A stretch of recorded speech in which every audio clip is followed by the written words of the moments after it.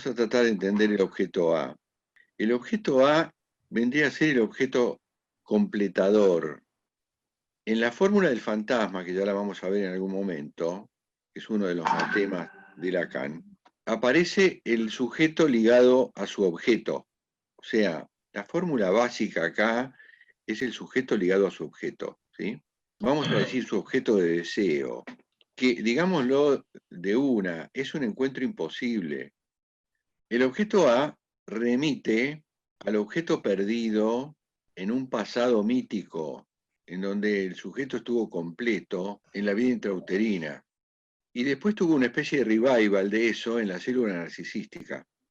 Ahora, en el momento de suceder la vida intrauterina o la célula narcisística, nosotros de eso no tenemos un registro de memoria, pero sí sabemos a precup, o sea, resignificado a posteriori, tenemos una noción de que perdimos un paraíso, en donde ahí estaba el objeto completador. Como estamos en la teoría del significante, ese objeto está a futuro. Por eso una de sus definiciones más claras es lo que queda por decir. Nosotros tenemos que pensar la vida de un sujeto como una narrativa literaria.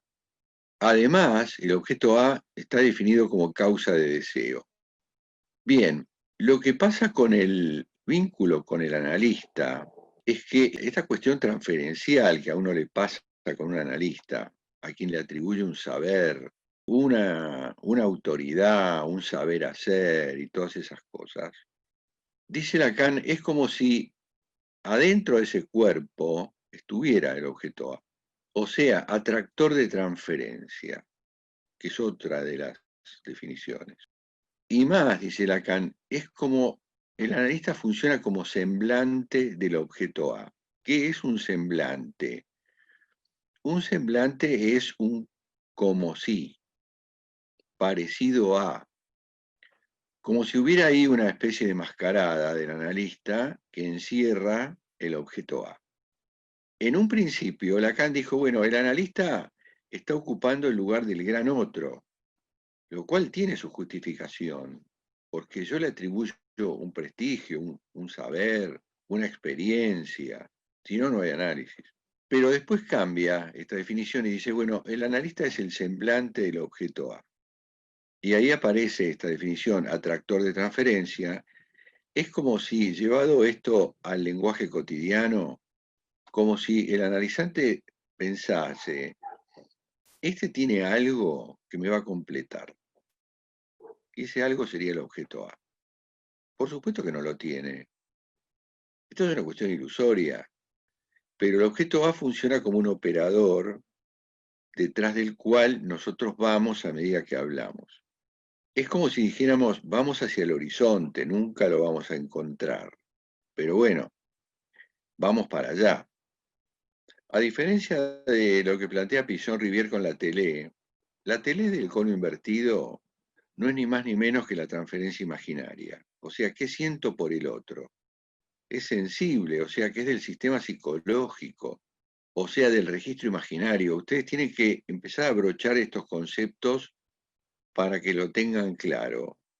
Lo que llamamos el yo consciente, lo que llamamos el sistema psicológico, consciente, preconsciente, lo que llamamos lo sensible, lo que llamamos lo imaginario, es todo lo mismo.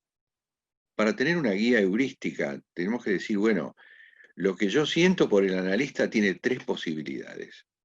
Transferencia positiva, negativa o erótica. Ahora, cuando esto se da de entrada, al menos dice Freud, descarten la transferencia negativa y la erótica. No se puede arrancar con eso. Arranquen con transferencia positiva del analizante.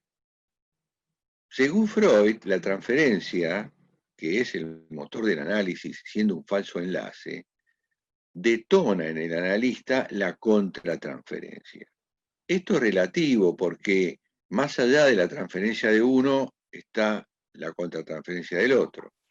Esta relatividad de la que yo hablo queda medio como desmentida cuando Lacan dice todo afecto es recíproco.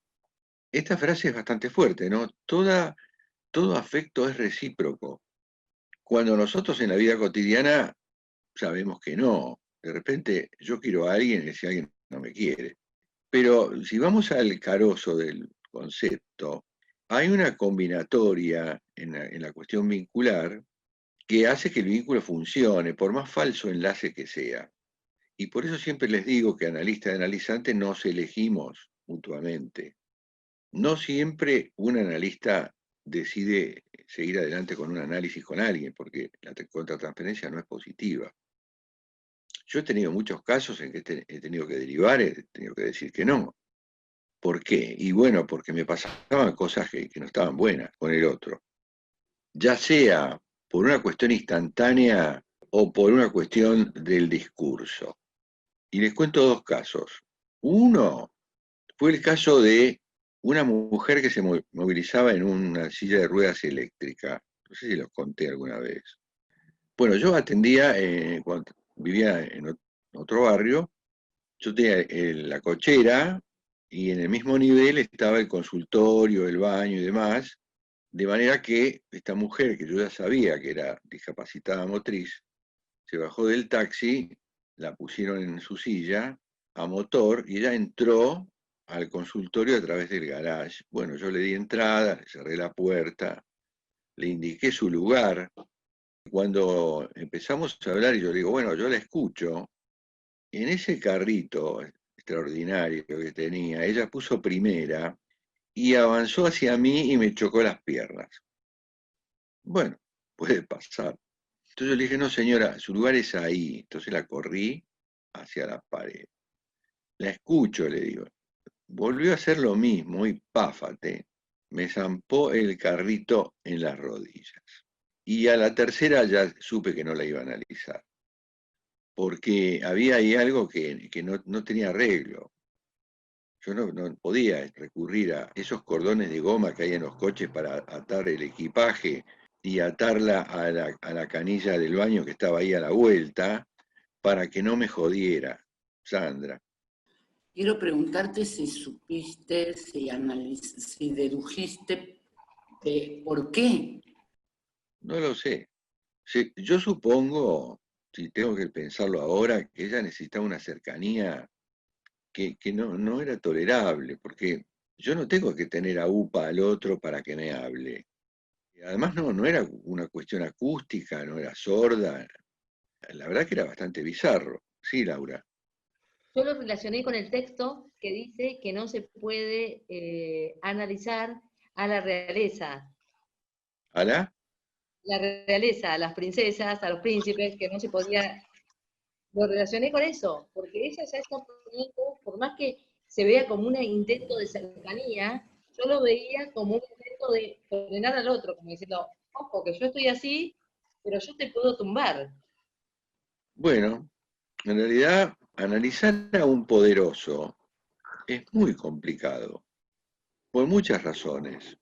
Ante todo porque la asimetría que se tiene que establecer en el análisis, que es necesaria, es la del sujeto supuesto saber. Es operativa, pero no puede ser inversa. Si yo tuviera una princesa en análisis, yo tendría que destituirla en el instante cero y evidentemente sacarla de su trono y tratarla como a cualquiera y decirle las cosas que le tengo que decir como a cualquiera. No puedo andar con medias tintas. También está el caso de que el otro haga valer su poder en algún momento. Eso por un lado. Y después está el tema de los honorarios. Los honorarios en análisis son un punto crítico. Por eso no existe el honorario fijo para todos. Eso no existe. El honorario se deduce de las primeras entrevistas. Yo no puedo cobrarle lo mismo a un tipo de clase media que vive en un departamento de dos ambientes a otro que cuando va a Puerto Madero deja $100 de propina. Porque ¿cuánto vale él para él? ¿Cuánto vale el análisis para él? Tiene un valor simbólico importante el pago. Entonces, cuando a mí me preguntan por teléfono, bueno, yo me quiero analizar con usted, ¿cuánto cuesta?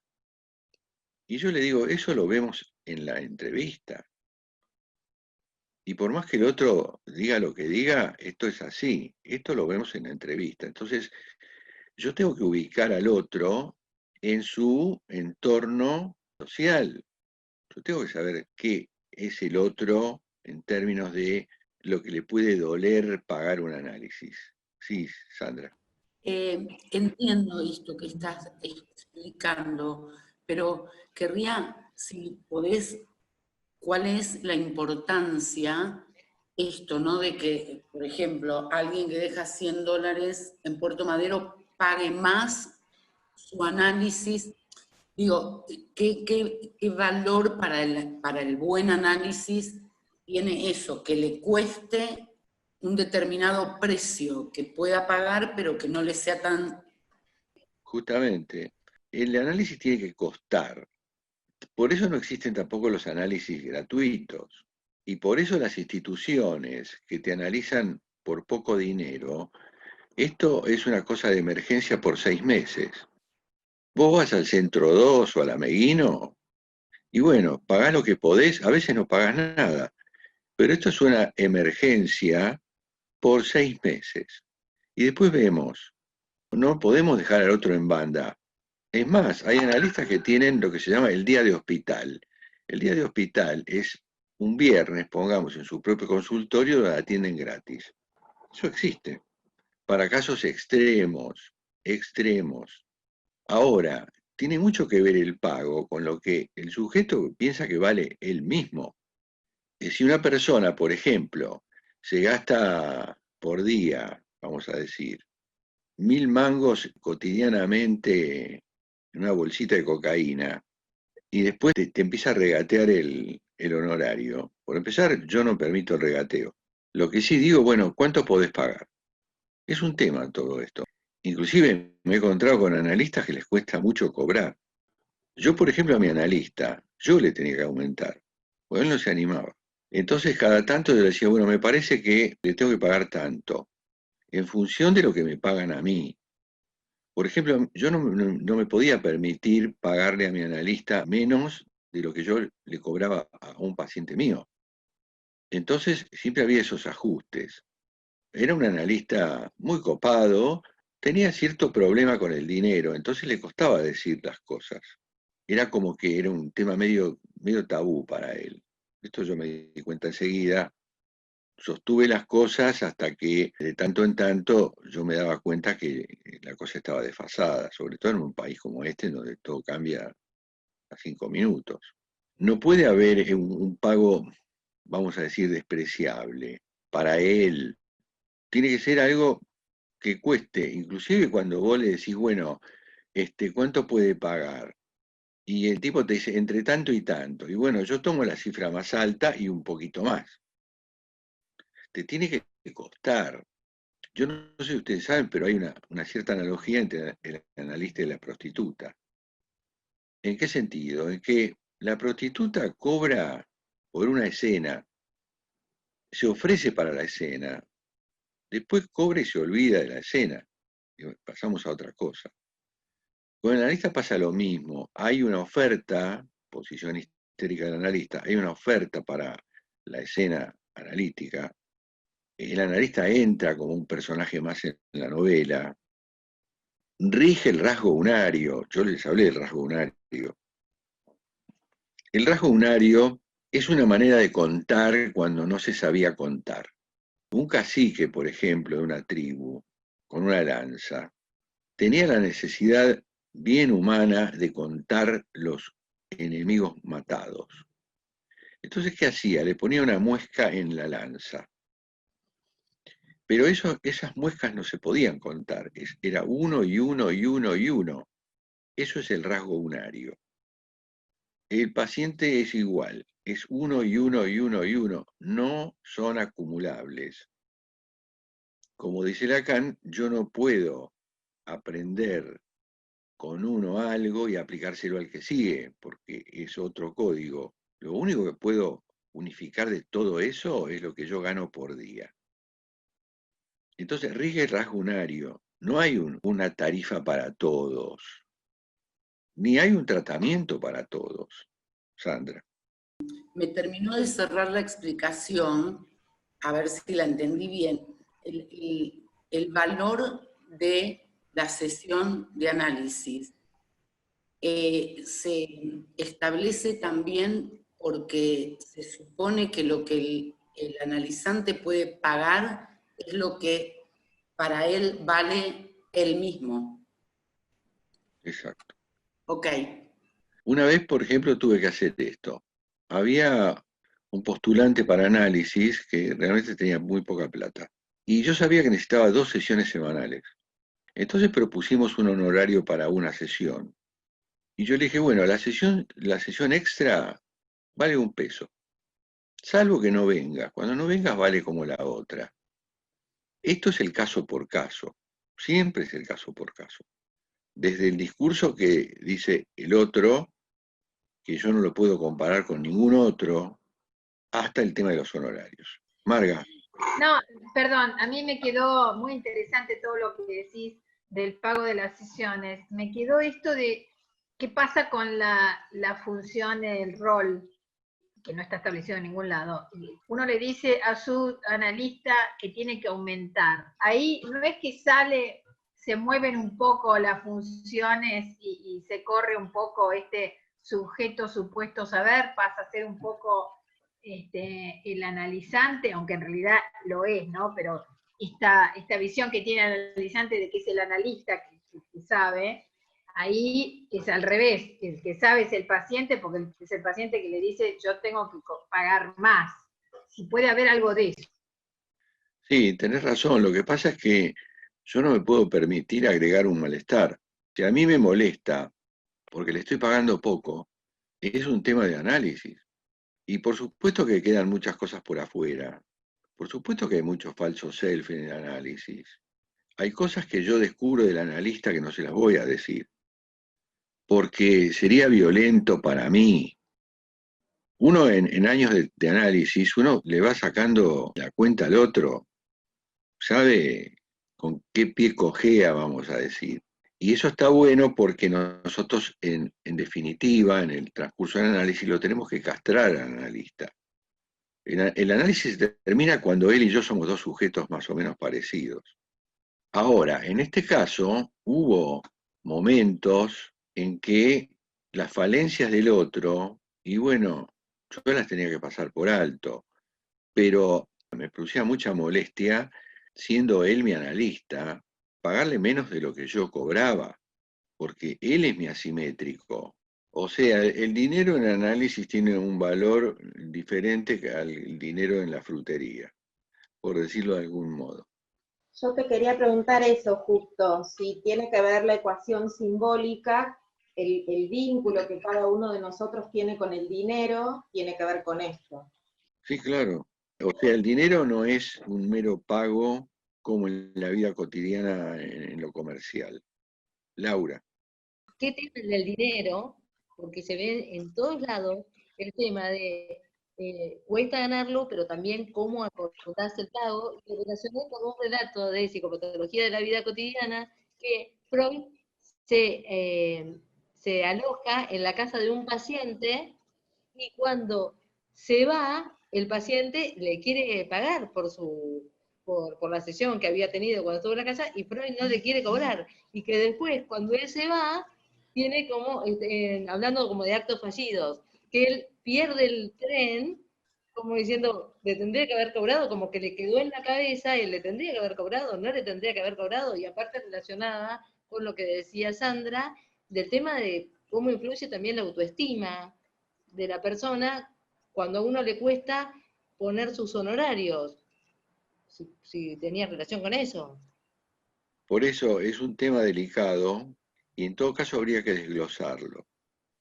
En el caso ese que vos contás, sería, bueno, yo te pago por el alojamiento y vos me pagás por el análisis, como cosas diferenciadas. Una de las anécdotas de Lacan. Lacan era un tipo que muy ávido de conocimiento. Entonces, cuando descubría que un paciente tenía el conocimiento de alguna materia, lo explotaba hasta la última gota. Si él sabía que un fulano era matemático, aparte del análisis, trataba de exprimirlo en cuanto a conocimiento lo más que podía. Eso le pasó con muchos pacientes a Lacan. Roxy. Ese valor simbólico que cada uno de nosotros le da al dinero, tiene que ver con lo estructural, con nuestra estructura psíquica, con la crianza, cómo vamos construyendo nuestro vínculo con el dinero. Bueno, según Freud, la cuestión del dinero es algo muy ligado a la fase anal, porque el dinero entra en el grupo de las equivalencias. Pecho, pene, excrementos, dinero, regalo. Es decir, son objetos. Ahora, cuando hay una fijación, y ya sabemos que por lo menos para Freud existen fijaciones, que él decía, bueno, es como si un ejército que va conquistando plazas en un territorio enemigo, en cada territorio que conquista deja 3 soldaditos y sigue para adelante. Si en una de las plazas deja más soldados, eso era una analogía de la fijación, o sea, una sobrecarga sobre una fase. La fase anal, por ejemplo, es una fase crítica porque se produce un giro muy importante, que es el giro de la demanda. Hasta ese momento, el que demanda es el chico, y ahí la demanda es de la madre. La madre demanda ese regalo para poder seguir incluyendo a este chico en la cultura. Y el chico tiene que hacer una operación de la hostia en cuanto a que una parte de su cuerpo, que es una parte amada, esto es así con todas las letras, debe pasar a una categoría que se llama repugnancia. Y por eso esto tiene varios destinos. Uno es la sublimación. Entonces vos ahí tenés a toda la población de coleccionistas que son fijados en la fase anal. Entonces, ¿qué juntan? Figuritas, estampillas, monedas, cochecitos. Está sublimado, o sea, juntan algo que Freud llama socialmente aceptado, culturalmente elevado. Por ejemplo, ahí por la zona del Parque Rivadavia, donde hay muchos coleccionistas, hay bares en donde se juntan, por ejemplo, los filatélicos, que coleccionan estampillas, o los numismáticos, que coleccionan monedas antiguas. Es fascinante ver ese mundo de obsesiones por las estampillas raras y por esto y por lo otro, y cómo se pasan la vida estos tipos en ese disfrute, que es una traducción de una escena arcaica infantil. El dinero participa de estas equivalencias y tiene que ver con esta fase. Por ejemplo, hay personas avaras que en realidad tienen un asunto grosso con el dinero, pero que en el fondo, dice Freud, digamos, su deseo profundo es ser el gran despilfarrador, porque siempre hay esta inversión respecto del inconsciente. Yo no sé si les conté el caso de un pueblo que se estaba fundiendo económicamente. Bueno, este pueblo tenía dos personajes antitéticos. Tenía un ciruja que vivía ahí en un tacho y tenía un potentado que era el referente del pueblo. Moral, un tipo recto, un tipo de consulta. Bueno, resulta que el ciruja era una lacra social, era jugador, borracho. Un día el pueblo, que era un pueblo que vivía de las cosechas y cosas por el estilo, se funde. Y entonces se juntan todos a ver qué hacemos. Y a alguien se le ocurre, bueno, y acá hay una solución que me parece la mejor, con la poca plata que queda, mandemos al ciruja al casino. Y a lo mejor tiene suerte y nos salvamos. Sí, dijo el referente, pero yo tengo que ir con él porque este tipo es un tiro al aire. No, van al casino, y empiezan a apostar y empiezan a ganar. Y pierden y ganan, pero siempre ganan y ganan y ganan. Cada vez las apuestas eran mayores. En una especie de brote maníaco, el referente del pueblo dice, bueno, apostemos todo al Colorado o al 36. Entonces el ciruja dijo, no, guarda, porque podemos perderlo todo. Yo te propongo una cosa, ponele una sola ficha a ese número que vos querés, una sola, como si fuera todo. Si ganamos, seguimos, si perdemos, nos vamos, pero vamos a perder solamente $1. Bueno, apostaron y perdieron. Y por el criterio del ciruja, se llevaron toda la plata.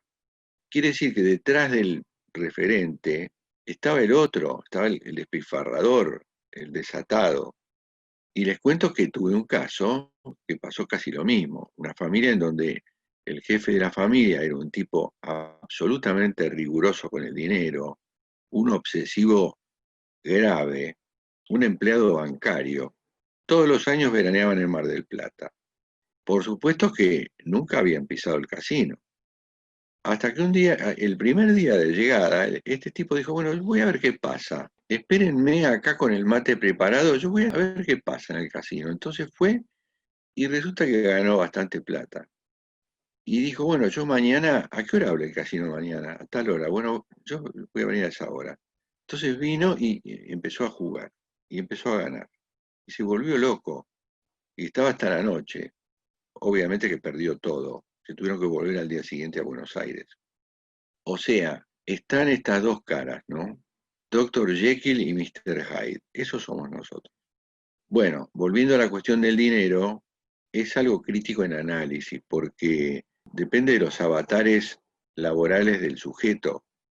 ¿Qué voy a hacer yo con un sujeto que se quedó sin trabajo? ¿Le voy a decir no vengas más? No puedo. También están los otros casos, los extremos.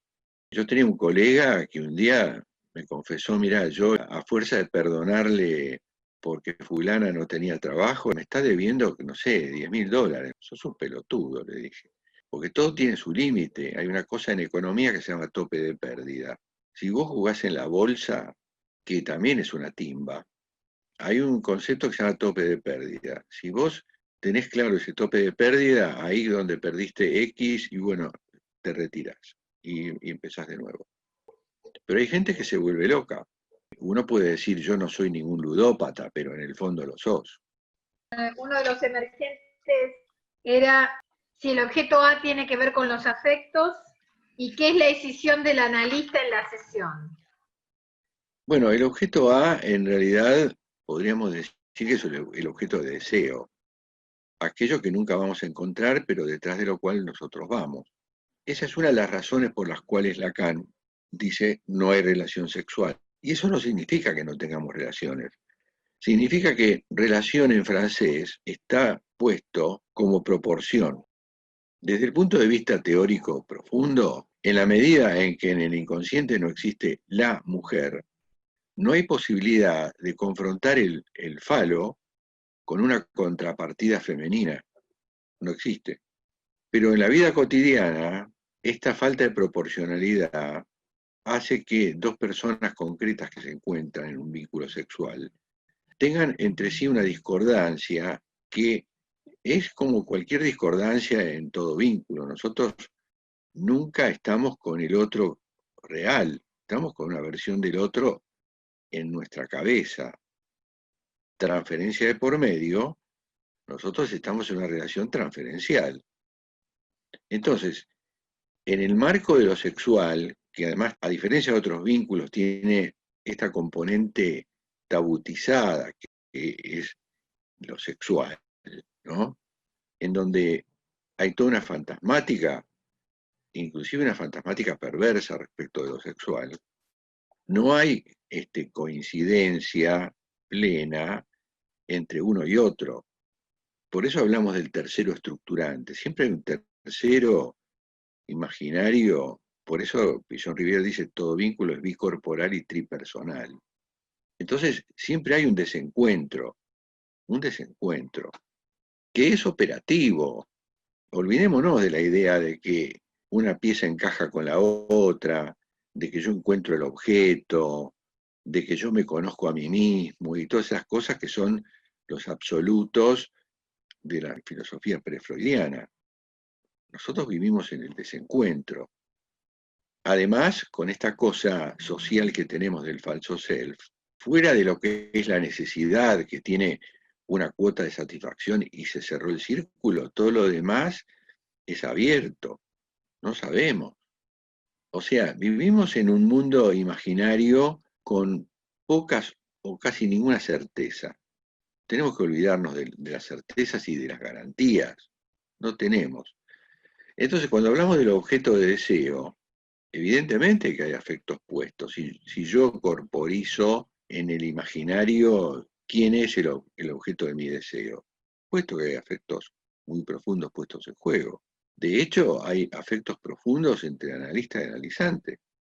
Aunque todo tenga esta cobertura de la sesión y de la distancia óptima y esto y lo otro, y ahí viene la cuestión de la decisión. El analista está escindido entre su ser persona, o sea, su subjetividad y su función.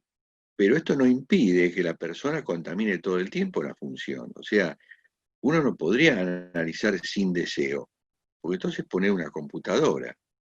También está este mito de que el paciente tiene que hablar y no importa en qué planeta esté el analista, como es el caso de la película que les recomendé que se llama Mumford, que era un tipo, un inglés como de 30 y pico de años que decía, bueno, ¿de qué puedo trabajar? Bueno, de psicoanalista, me alquilo un consultorio, me siento ahí, el otro va al diván y que hable.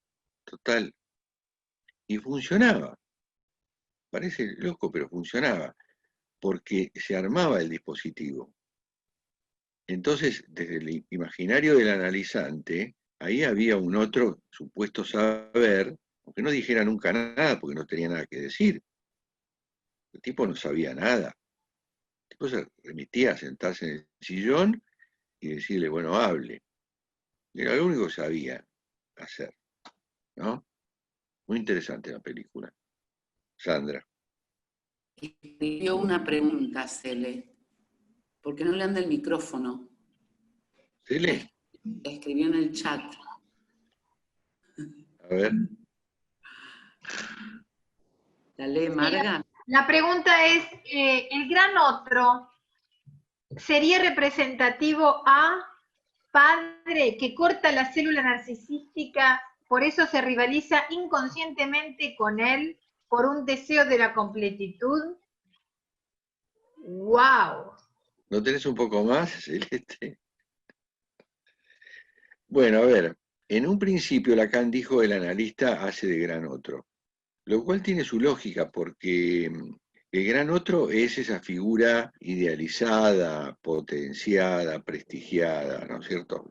Que después termina barrado, o sea, castrado, porque en realidad no hay ninguna potencia como la del gran otro sin barrar. Aquí se habló, me parece haber escuchado la palabra rivalidad. ¿Cómo es esto de la rivalidad?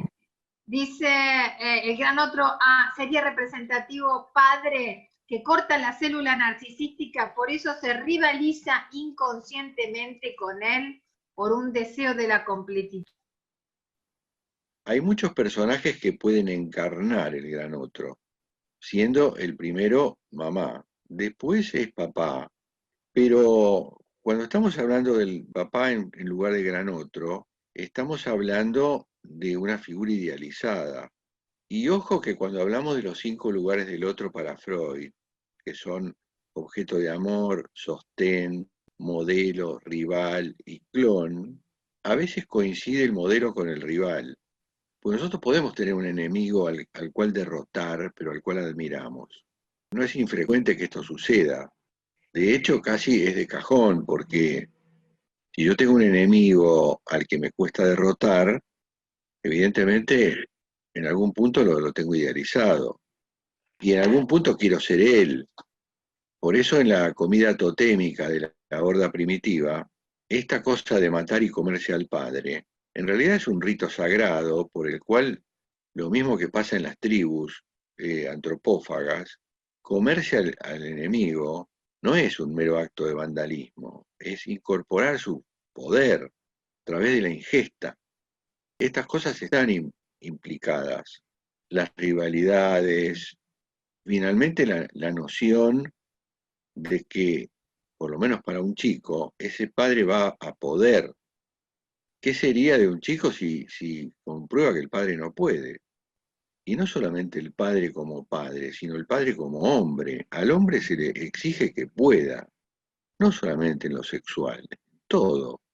Sociedad falocéntrica también tiene sus costos para el varón. Es decir, el hombre es la figura que más cerca está del par idealización-denigración. Tiene que poder. yo le atribuyo todo, y después falló en una molécula, y bueno, es un imbécil. De manera que puede ser. Una cosa que les quería comentar antes que esto siga adelante, es que yo no sé si ustedes se dieron cuenta que Freud y Lacan son antitéticos. Lacan no es el continuador de Freud en la misma línea, es el oponente. ¿Por qué? Y bueno, porque Freud y Lacan tuvieron referencias teóricas completamente contrarias. Por ejemplo, yo les voy a decir una cosa que por ahí es escandalizadora. Lacan no cree en la represión. La teoría del significante no incluye esta idea freudiana de las representaciones reprimidas en el inconsciente. Para Lacan en el inconsciente no hay representaciones reprimidas. Hay una estructura al estilo del lenguaje. Está estructurado como un lenguaje. En lo que sí se parece es que cuando nosotros escribimos S mayúscula barra S minúscula, o sea, el signo lingüístico, pero el signo lingüístico para Lacan, más allá del de Saussure, él no habla de represión, él en todo caso habla de censura, porque en el mundo de los significantes no hay representaciones reprimidas. Eso por un lado. Es decir, que yo puedo decir, ¿se acuerdan cuando hablamos del cuaternario del sentido? Bueno, el sujeto profiere una frase. Entonces, para él, la frase es lógica y coherente y tiene que ver con su historia y con su mirada de las cosas. Pero para el analista no es así.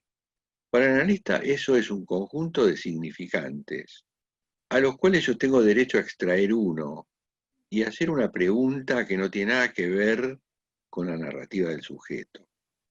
Y por eso nosotros violentamos el discurso.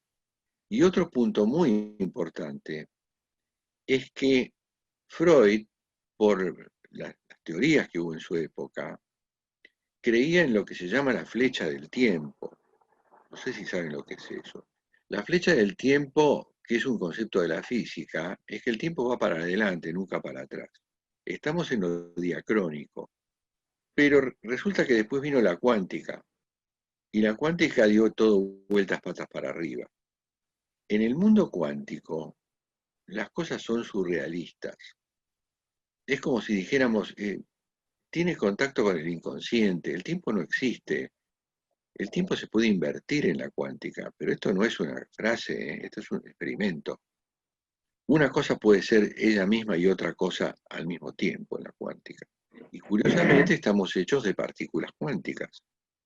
Son las partículas subatómicas. Pero en la combinatoria que tenemos, todo funciona como en la época de Freud. El tiempo va para adelante, tenemos recuerdos reprimidos. Todo eso para Lacan no existe. Para Lacan todo está aquí y ahora. Y lo devela el discurso. Entonces no se trata de una huella mnémica. Ustedes saben que antes de la tópica 1, Freud hizo otra tópica que se llama esquema del peine.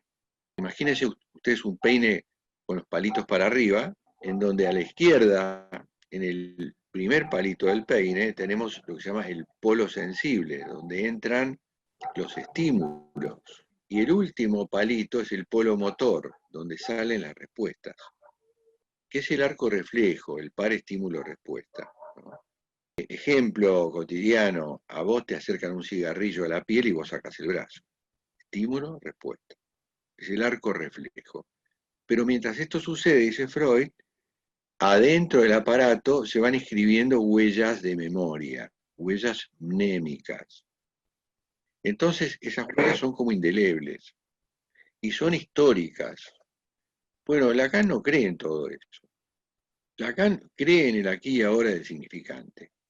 Por más que uno rememore cosas del pasado y demás, las cosas están actualizadas ahora. Es como el sueño con el que uno se va a meter, el sueño que uno va a abordar, es el relato en análisis, que tal vez no tenga nada que ver con el sueño que uno soñó en su momento. Bueno, estas cosas son medio como inquietantes, como todo lo que es surrealista, y medio como que nos saca de quicio porque la física clásica es muy tranquilizadora. Partía de bases como, por ejemplo, que la luz tiene velocidad infinita. Y ya sabemos que la luz tiene 300.000 kilómetros por segundo, y eso lo cambia todo. O que el espacio se curva, como dice Einstein. O que una partícula subatómica puede estar a millones de kilómetros de distancia de su par e instantáneamente cambia una y cambia la otra. Estas son cosas locas, difíciles de pensar. Pero bueno, Lacan tiene otro enfoque de lo que es el psiquismo, que de pronto nos desestabiliza porque nos saca de las tranquilidades que nos traía Freud.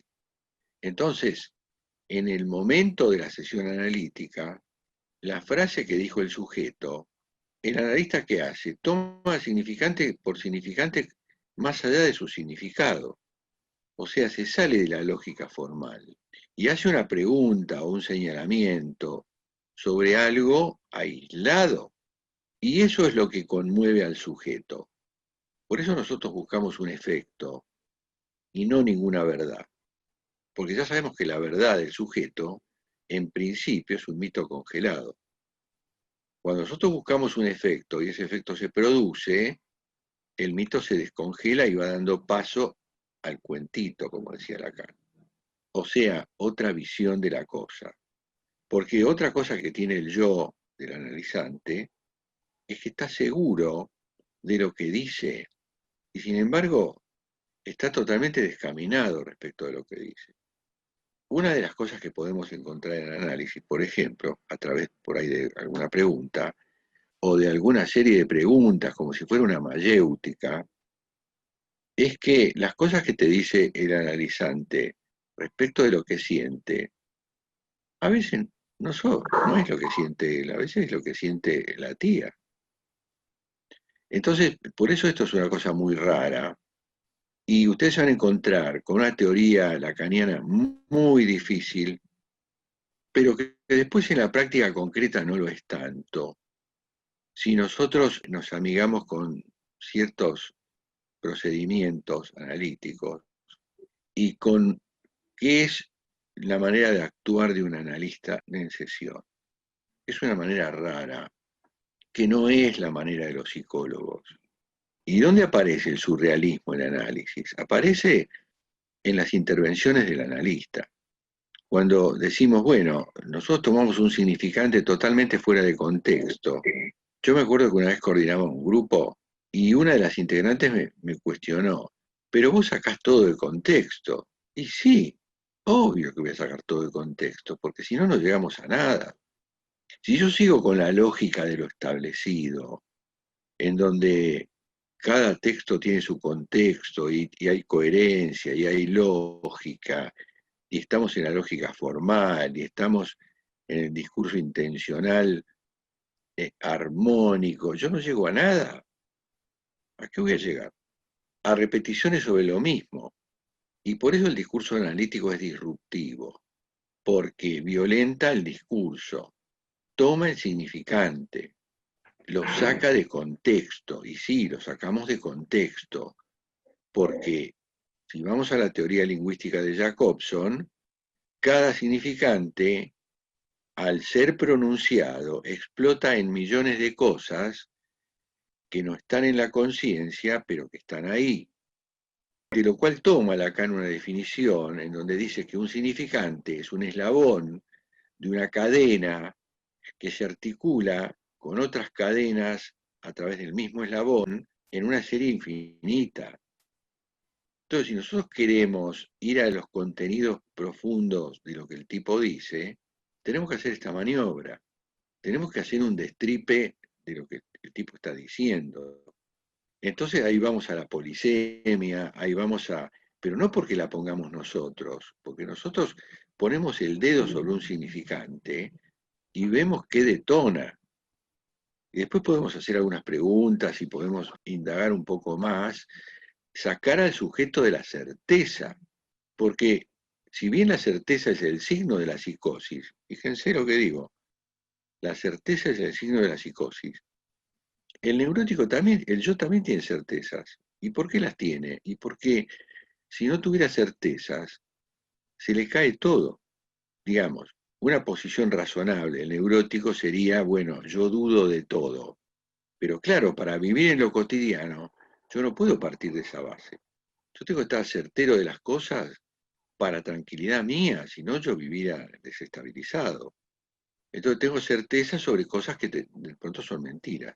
Sandra. Tiene que ver con esta frase de Lacan que decía, uno entra a análisis con un mito y sale con un cuento. Digo, el neurótico, todos nosotros como neuróticos entramos con esa certeza, porque si no, no podríamos vivir. Y el analista, en todo caso, nos va a ayudar a que descongelemos esa novela y podamos nosotros mismos como reescribir un cuento.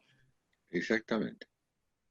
Bien. Justamente la condición de partero de un analista es que vos des a luz tu propio cuento, más allá de los mitos familiares, porque los mitos son muy cómodos.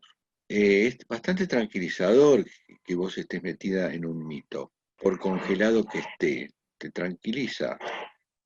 Y por eso desestabiliza la interpretación. Por eso muchos analizantes no aguantan esto y se van. Cuando vos le pones en cuestión, es decir, no es que uno cuestione, sino que uno le muestra la posibilidad del cuestionamiento. Vos no le vas a decir eso que usted dijo está mal, nunca. Se lo vas a poner de tal manera que él se pregunte si está bien o mal. Si lo que está haciendo en su vida cotidiana es funcionar a su propia vida, a su propio bienestar. Hay personas que por más que se analicen, andan por el mundo haciendo desastres, echándole la culpa a todos, desculpabilizándose y con un destino verdaderamente terrorífico. Yo no sé si le conté un caso de una amiga mía que estaba felizmente casada, pero que no soportaba más a su marido. Y no lo soportaba más por lo bueno que era. Freud tiene un caso que se llama el caso de la bella carnicera, que era la mujer de un carnicero que le daba todo. Cuanto más le daba, más lo odiaba ella, más lo despreciaba. Entonces esta mujer había entrado en una situación de amante con un tipo que conoció, con el cual descubrió, escúchenme, ella ya tenía 40 y pico de años, había tenido 2 hijos y no sabía lo que era un orgasmo.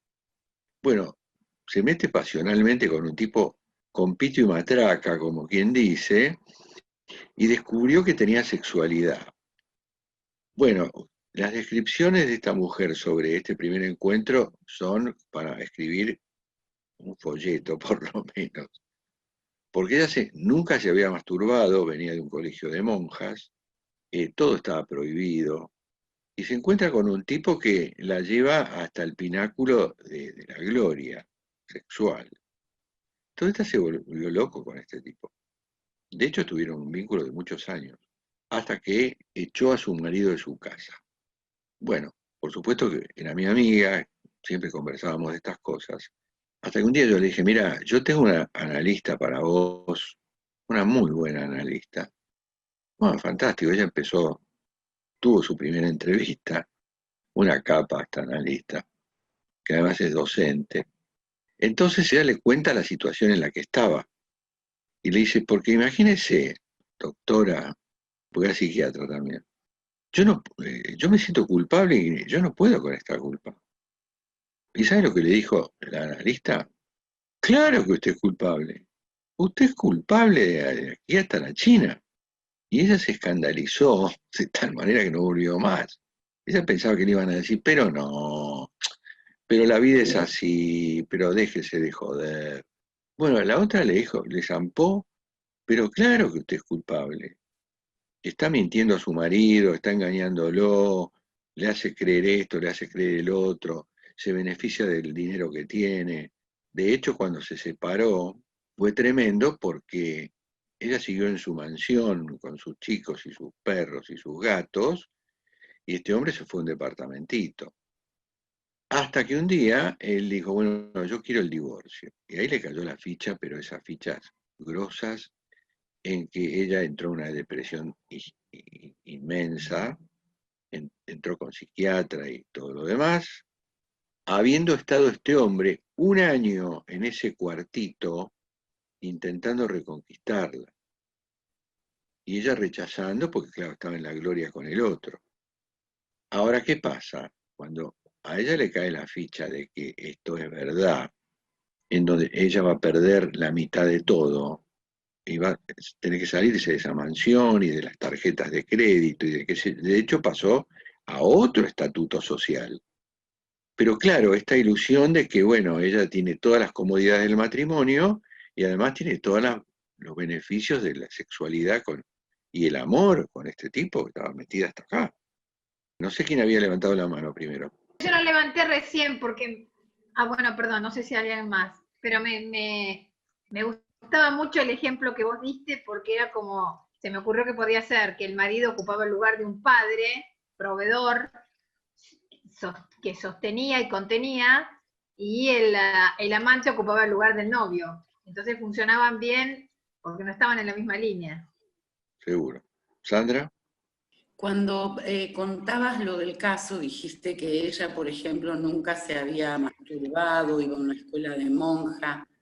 Eso lo asocié con lo que explicabas antes de la diferencia entre Freud y Lacan. ¿Eso pertenece para Lacan a una censura, pero no a una represión? Bueno, habría que indagar un poquito más, ¿no? Claro, no me queda, ahí se me hizo como... Ojo, que vos podés tomar todo el corpus freudiano y funciona, y podés tomar todo el corpus lacaniano y funciona. Lo que estamos haciendo acá es articular las dos miradas para que ustedes tengan un panorama. Entonces, represión o censura, pero entiendo que será cuestión de amalgamar las teorías. No sé si se amalgaman, pero desde el punto de vista freudiano, aquí había una represión sobre la sexualidad. Bueno, la sexualidad siempre está sometida a interdicciones. La sexualidad es una categoría que antropológicamente está interdicta. Desde el punto de vista de Freud, estamos en una represión en donde esto no siento nada es la represión freudiana. Ahora, desde el punto de vista de la teoría del significante, habrá que ver qué discursos se pusieron en juego con este otro hombre para que se desatara algo en el cuerpo, cuando sabemos que el cuerpo está hecho de palabras.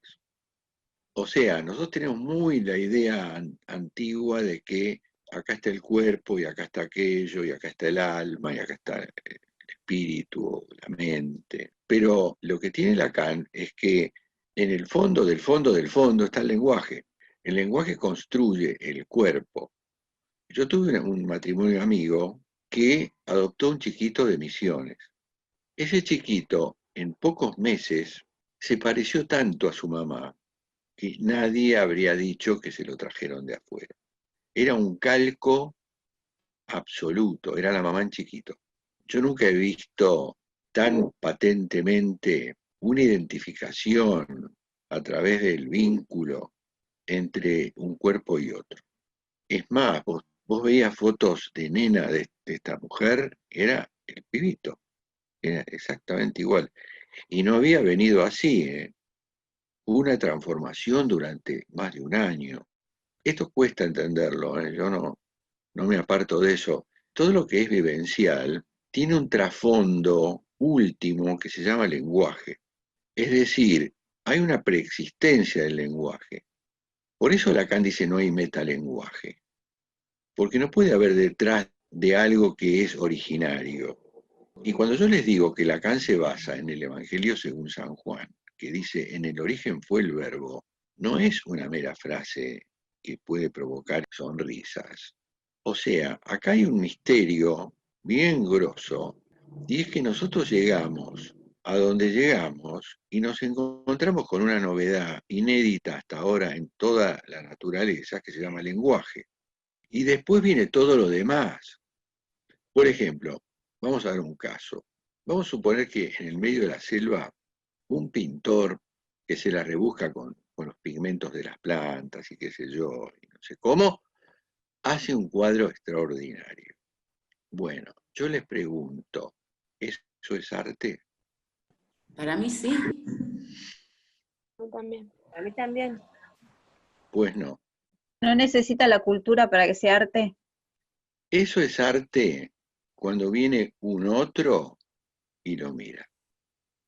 Es decir, hay algo que nosotros en psicoanálisis decimos sancionado, pero sancionado como en el Congreso, no como un castigo. ¿Vieron cuando uno sanciona una ley, le da fuerza de ley a algo? Bueno, las cosas quedan sancionadas por un alguien a través del discurso. O sea, que visto de afuera a este sujeto pintando un cuadro y convirtiéndose en arte porque alguien lo mira y dice, che, pintaste algo fantástico, ese otro podría escribir un artículo sobre ese cuadro. Entonces uno podría decir, bueno, detrás de la escritura está el cuadro. Y no, detrás del cuadro hay otra escritura que es la que produjo el cuadro. Que después, a precu, alguien puede decir esto es una obra de arte. Esto para que tengamos una aproximación a este concepto tan difícil y tan contraintuitivo que es, nos preexiste el lenguaje. Lacan va mucho más allá. Dice, el lenguaje está antes que la naturaleza.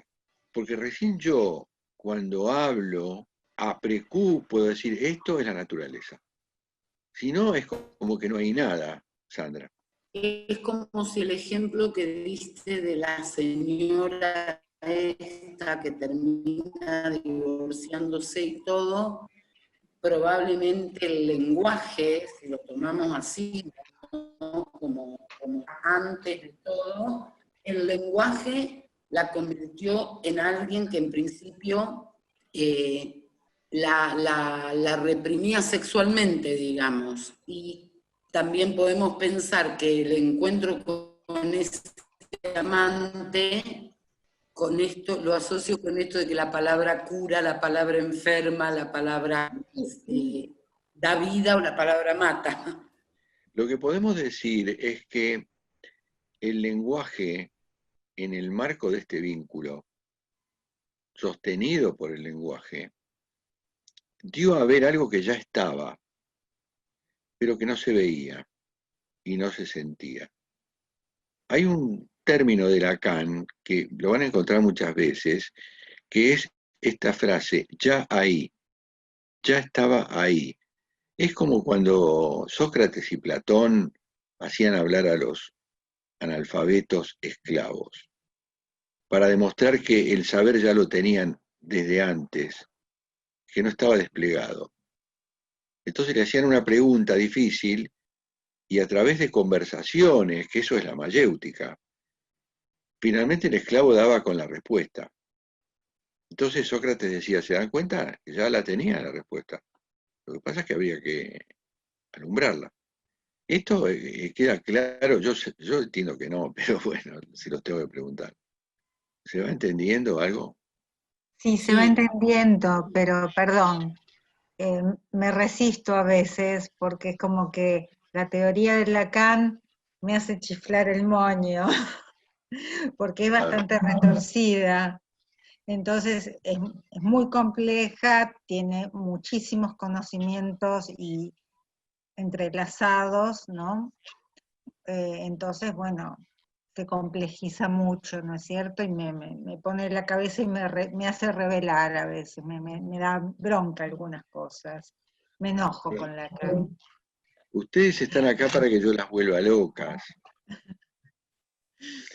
O sea, acá estamos para la novedad, no para lo conocido. Ustedes fíjense qué diferencia hay entre una intervención de un psicólogo y de un psicoanalista. Porque un psicólogo típicamente, no hablo de todos, pero típicamente un psicólogo está preparado para un acompañamiento, casi les diría tranquilizador del otro. Entonces están como en el mismo registro, que es el registro imaginario. O sea, es como llevar al otro en una especie de tutelaje, vamos a decir, para que encuentre las cosas buenas de la vida o como quieran llamarle. Pero el analista es un tipo disruptivo, es un tipo que mete el dedo en la llaga, porque si no, no hay cambios. Si vos tenés un hijo y frente a las dificultades le solucionás todos los problemas, lo acompañás, le palmeás la espalda, lo abrazás y le decís cosas fabulosas, ¿vos pensás que lo estás fortaleciendo? No. Bueno, nosotros vamos por la vía contraria. Nosotros te mostramos tus contradicciones y ponemos en duda lo que vos decís, porque no es poco decir uno es el deseo del otro. Yo les cuento un caso que me parece que ya se los conté, pero se los voy a repetir. En una reunión de amigos, parejas, amigas, una de las chicas dice, bueno, qué linda que está la noche para ir a la costanera a tomarse una rica cervecita fresca. ¿Les gusta la birra? Bueno, qué copado, van todos a la costanera y se sientan ahí y empiezan a pedir. Cuando le dan a ella dice, no, yo no. ¿Cómo que vos no? No, yo no tomo cerveza. ¿Quién habló ahí? ¿Ella? No. Habló un otro, un personaje, con una frase hecha. Qué linda está la noche para tomarse una cervecita fresca. A mí no me gusta la cerveza. ¿Qué me estás verseando? Pero estaba convencida esta mujer. Nosotros hablamos por boca de ganso. Somos hablados. Entonces tenemos que pasar del somos hablados a hablar. Ahora, esto no es evidente, ¿eh? Todos viven muy tranquilos siendo hablados. Muy tranquilos. El inconsciente es el discurso del otro. O sea, tenemos una instalación previa que nos hace decir y desear y hacer cosas. Ahora, ¿cómo encontramos lo propio? Lo más auténtico. Nada es propio del todo, ¿no? Pero lo más auténtico. A mí me pasó con las 4 carreras que cursé. Yo cuando era chico tenía tantas habilidades que me decían, bueno, este chico tiene que ser ingeniero. Bueno, ingeniero. Por suerte, mientras estaba cursando, me encontré con un arquitecto que se casó con una tía mía. Entonces, yo hice un giro copernicano al identificarme con este otro hombre y a ver lo que hacía, siendo que yo de más chiquito, como tenía habilidades para el dibujo, yo me iba a los museos a dibujar las cosas que estaban en las vitrinas. Un día, por la calle Florida, yo iba con mi tía escultora y nos encontramos con un pintor que se llama Butler, que eran amigos. Y mi tía le dice, este chico dibuja muy bien. Y este Butler me miró y me dijo, bueno, ¿sabes qué? Yo te voy a dar una beca para dibujo y pintura. Oh, tocar el cielo con las manos. Pasaron un par de años y yo pregunté en casa por la beca. ¿Sabes qué me dijeron? Te vas a aburrir. Vos sos muy habilidoso. Andate a ingeniería. Y antes me habían metido, porque se les ocurrió, y por suerte, dijeron, para este chico el Nacional de Buenos Aires. Fantástico. Me comí 6 años de latín. Y después fui a parar a ingeniería, que es el mundo más árido que ustedes se puedan imaginar. Por en principio no hay mujeres. Ya con eso les digo todo. Cuando aparece este tío postizo, que era un arquitecto, de mucha labia, y yo me metí con él porque estábamos haciendo unas casas en Punta del Este, yo dije, bueno, lo mío es esto. O sea, reflotó el artista que yo tenía dentro de cuando dibujaba. Bueno, me metí en arquitectura. Para no joder a mis viejos, en un año hice las 2 carreras, sin decir nada. Al tercer año me borré de ingeniería, seguí con arquitectura, a los 6 años me recibí. Y entonces empecé a laburar. Pero ni bien me recibí, por esas cosas de la vida, me metí en la escuela de psicología social. Y ahí me pintó otra cosa. Descubrí que existía un tipo que se llamaba Freud.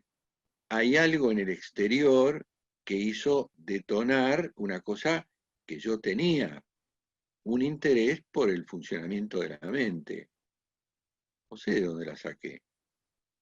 Entonces me volqué a otra cosa. O sea, yo yo fui dejando en el camino un montón de cosas que después me sirvieron para la docencia, porque yo recurro a todo lo que aprendí para dar mis clases. Ustedes ya lo saben. Yo no tengo ningún problema en traer un problema de termodinámica y compararlo con un concepto psicoanalítico. No, macanudo. Pero es como que recién, muy tardíamente, yo dije, bueno, lo mío es esto, lo cual no me impide seguir dibujando o seguir inventando cosas, o escribiendo, o la docencia. Es decir, uno no sabe lo que sabe, necesita parteros. Todo el tiempo necesitamos parteros. Y no es de una, como en este caso es de cosas sucesivas. Por eso nunca se puede decir, bueno, este tipo es tal cosa. Por eso dice Freud, el diagnóstico viene después del tratamiento. Uno no sabe a lo que va a ir a parar. Sí, se da la libertad, porque también tenés que tener eso, que viene de lo que podríamos llamar el temperamento, que uno tenga la capacidad de romper y no quedarse abrochado por las dudas o por si las moscas. Yo puedo dar fe de que en mí por lo menos eso funcionó. Y he conocido millones de casos de pacientes en donde hemos hecho todo el proceso para hacer parir algo que estaba ahí latente. Bueno, chicas, nos vemos el martes, con algunas el viernes. Besos para todas. Gracias, Mario. Muchas gracias. Gracias, Mario. Gracias.